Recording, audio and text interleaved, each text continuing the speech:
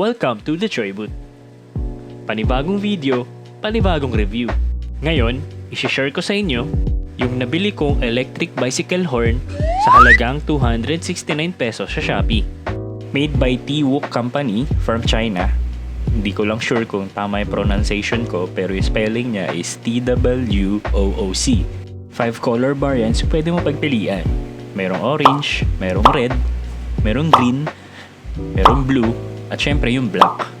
Black yung pinili ko para simple lang tignan. Simple lang yung packaging. Pagbukas mo, andun na mismo yung unit. Kasama na rin yung micro USB charging cable nito.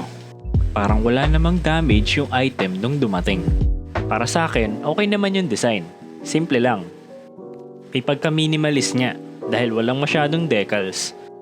Tapos, matte finish pa. Binubuo ng dalawang parte itong unit.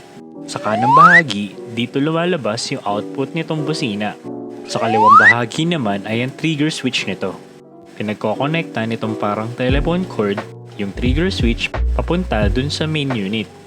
Dahil stretchable cord yung ginamit, madali mo siya may pupwesto sa handlebar mo. Merong dalawang buttons dun sa trigger switch.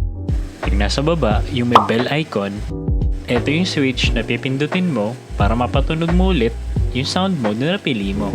Yung nasa taas, yung may music note icon, dito ka mamimili dun sa 4 na modes na available.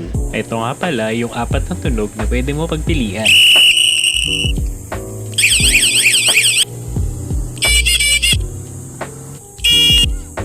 Pindutin mo lang pa isa-isa para mag-cycle dun sa susunod na tunog. Sa pag-mount naman, isabit mo lang yung rubber strap sa loob, tapos isabit mo ulit sa labas. Ipaikot mo lang dun sa pagkakabitan mo. Dapat ganito yung itsura niya. Sa likod ng unit, dito mo makikita yung USB charging port. Maayos naman yung takip na rubber. Mukhang hindi madaling pasukin ng tubig kapag naulanan. Pakinggan nyo yung tunog nung gamit ko na siya sa daan.